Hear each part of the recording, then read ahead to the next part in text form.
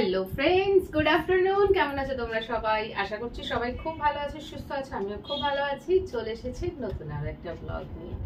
মাথায় hair bun দেখলেই তোমরা বুঝে যাও যে আজকে হেয়ার ড্রাইং ব্লগ হবে। হ্যাঁ, আজকে হেয়ার ড্রাইং ব্লগ হবে।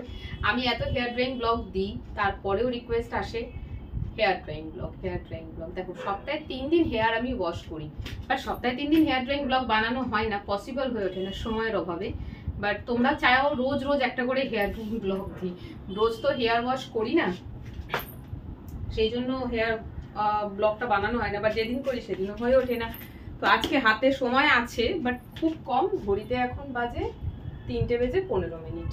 আমি এখনো লাঞ্চ করিনি, লাঞ্চ বসিয়েছি, মানে ফ্রিজে ছিল, সেটাই বের করে গরম করে রাখা রয়েছে। আজকে এসেছি অনেকটাই লেট করে, বাট লাস্ট কদিন ধরে আমি ভাবছিলাম একটু হেয়ার ওয়াশ করব, হেয়ার অয়েলিং করে হেয়ার ওয়াশ করব, যে সময়টা আমি পাচ্ছিলাম না।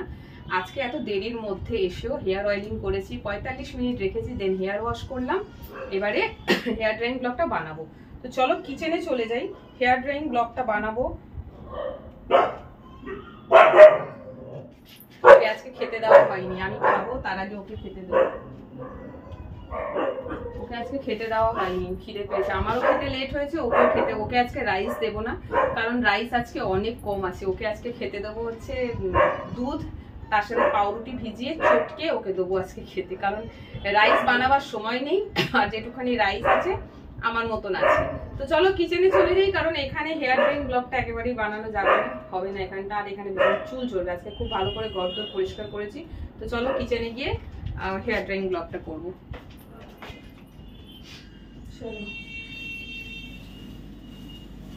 এই ভারী মোটা মোটা চাদরগুলোকেও আমাকে আমার ঘরে শুকনো করতে হয়। চাদরটা কিন্তু পাতলা একেবারেই নয়, বেশ মোটা। এটা প্রায় 4 দিন হয়ে গেল, 2 দিন না 3 দিন তো কিচেনেই ঝুলছিল। সরি, কিচেনে বলছি, মানে ইয়েতে ঝুলছিল, বাথরুমেই ঝুলছিল, যেখানে কাপড় চোপড় শুকনো দেওয়ার জন্য একটা করে রড দেওয়া থাকে না, ওর মধ্যেই খেলিয়ে দিয়েছিলাম। তারপরে কালকে এটা এখানে খেলিয়ে দিয়ে গেছিলাম, তারপরে শুকনো হলো, ফাইনালি ভাঁজ করলাম, এবারে তুলে রাখবো। তো হেয়ার ড্রাইং ব্লগটা শুরু করার আগে একটু কাজ আছে, করে নিই, কারণ হেয়ার ড্রাই করা হয়ে গেলেই একদম টুট পড়ো খানে কি উপর। খুব জোর খিদে পেয়েছে আজকে, সকাল থেকে ব্রেকফাস্ট কিছুই করা হয়নি। আর এখন যদি আর দেরি করি খেতে, তাহলে আমার আজকে আর খাওয়াই হবে না, কারণ আজকে 5:30টায় বেরিয়ে যেতে হবে। সন্ধ্যায় আজকে কাজ আছে। তো খিদে পেয়েছে বলে খাচ্ছি, নইলে মানে শুয়ে পড়ে থাকতাম। আজকে শরীরটাও ভালো লাগছে না, ভীষণ ব্যাক পেন হচ্ছে আজকে, ভীষণ ব্যাক পেন হচ্ছে। সময়ও নেই যে একটু শুয়ে রেস্ট নেব। এসে থেকে ভিডিও করছি, একটার পর একটা, এটা সেটা ভিডিও থাকে। আর তোমরা মাঝে মধ্যেই বলো না, ভিডিও কেন দিচ্ছ না, ভিডিও কেন দিচ্ছ না। ভিডিও এই জন্যই আসে না। এই যে এত লেট করে ফিরলাম, সকালবেলা বাড়ির কাজ করে বেরিয়েছি, অফিসের কাজ সেরে এখানে ফিরেছি, ফিরে টায়ার্ড হয়ে পড়ি, ভাল লাগে না ভিডিও করতে। কিন্তু না করলে যে ভিডিও দেওয়াই হবে না, সেই জন্য করতে বাধ্য। তো আর মেন হচ্ছে কি জানো তো, ইচ্ছে থাকলে ভিডিও ঠিক করা হয়, ইচ্ছে না থাকলে ভিডিও হয় না। এত কম সময়ের মধ্যেও আজকে ইচ্ছে হলো, তাই জন্য আজকে আমি ভিডিওটা করছি। নইলে অন্য সময় হলে হয়তো ডিম পাউরুটি টোস্ট বানিয়ে খেয়ে শুয়ে পড়তাম, বাট আজকে ইচ্ছে করছে একটু সিদ্ধ ভাত খাবো, ডিম সিদ্ধ, আলু সিদ্ধ, ডাল সিদ্ধ ভাত। তো সেটাই বের করে গরম করলাম। চলো জলটা খেয়ে হেয়ার ড্রাইং ব্লগটা স্টার্ট করি।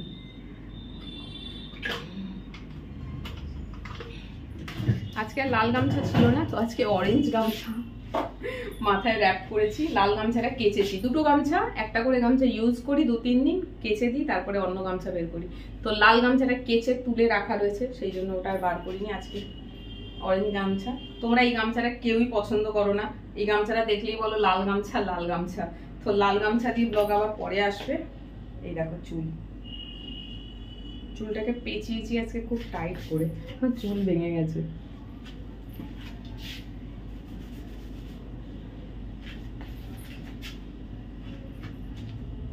অনেক দিন দিয়ে ভাবছি হেয়ার অয়েলিং করবো, আমার সময় হয় না। আর আগে না রাত্রিবেলা হেয়ারটা অয়েল করে রাখতাম, এখন আর রাতে হেয়ার অয়েলিং করি না, কারণ অনেকের কাছে শুনছি যে রাত্রিবেলা হেয়ার অয়েলিং করাটা ঠিক না, মানে অতক্ষণ টাইম হেয়ারে অয়েল লাগিয়ে রাখাটা ঠিক না। 30 মিনিট, 45 মিনিট, 1 আওয়ার ম্যাক্সিমাম। তো রাতে তো সেটা হবে না, সেই জন্য আর রাত্রিবেলা করে তেল লাগাচ্ছি না। যেহেতু রাতে লাগাচ্ছি না, আমার কাছে আর সময় হচ্ছে না তেল লাগাবো। এই এখন এসে লাগালাম। এত দেরি হয়ে গেছে তারপরেও। শীতকাল হলে খুব মুশকিল হয়, শীতকালে এই এত দুপুরবেলা এসে আর চান করতে ইচ্ছে করে না। আমি যতক্ষণে আসি ততক্ষণে রোদ্দুর চলে যায়।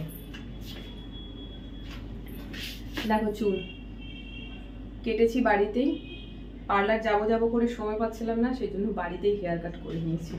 সব হেয়ার ড্রাই করার মতন কিছু থাকে না সেরকম, যতটুকু করছি সেটাই দেখো।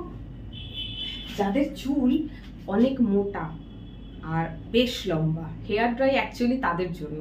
আর যাদের কোকড়ানো চুল, আমার চুলটা দেখো শুকনো হওয়ার পরে এই চুল এমনিই সোজা হয়ে যায়, আমাকে কম্বিং করতে লাগে না। আমি যদি শুধুমাত্র চুলটা এরকম করে দিয়ে চলে যাই না, বেরিয়ে যাই, শুকনো হলেও নিজে নিজেই স্ট্রেট হয়ে যাবে, আমাকে চিরুনির দরকার পড়বে না। সেই জন্য না হেয়ার ড্রাইং করার দরকার পড়ে, আমি করি না, নর্মালি করি না, এই শুধু ভিডিও করার জন্য হেয়ারটা ড্রাই করছি।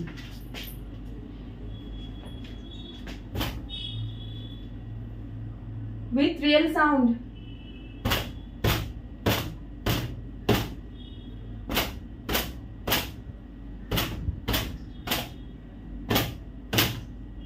Done. আর নয়, আমি হেয়ার ড্রাই করার পরে আগে মাটিতে তাকিয়ে দেখি কতগুলো হেয়ার ভাঙলো।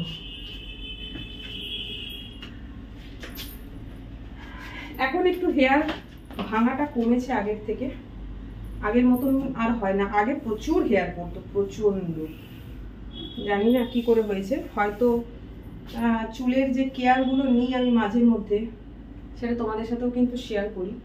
এই যে কিছুদিন আগে দেখলে হট অয়েল মাসাজ করেছি। হট অয়েল মাসাজ কিন্তু হেয়ারের জন্য খুব উপকারী।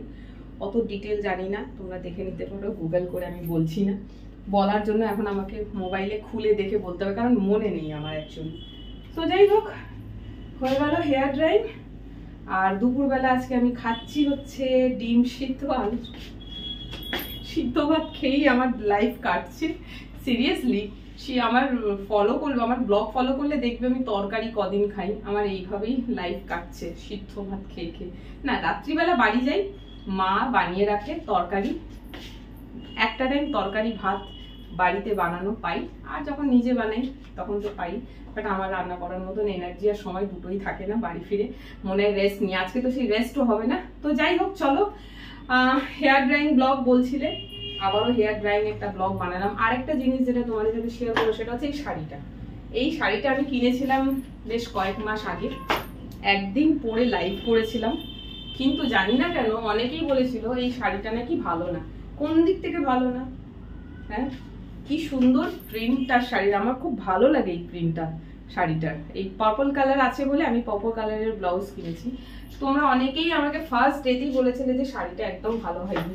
আমি কত টাকা দিয়ে কিনেছি, এটা 150 টাকা কি 200 টাকা দিয়ে শাড়িটা কিনেছিলাম, জর্জেটের, বেশ সুন্দর। আমার তো সত্যি বলছি, তোমাদের কেন ভালো লাগেনি শাড়িটা আমি জানি না, বাট পার্সোনালি আমি বলছি আমার চয়েস হিসেবে শাড়িটা রাস্তায় একটা দোকানও ঠিক না, রাস্তায় নিয়ে বসেছিল একটা বয়স্ক মানুষ।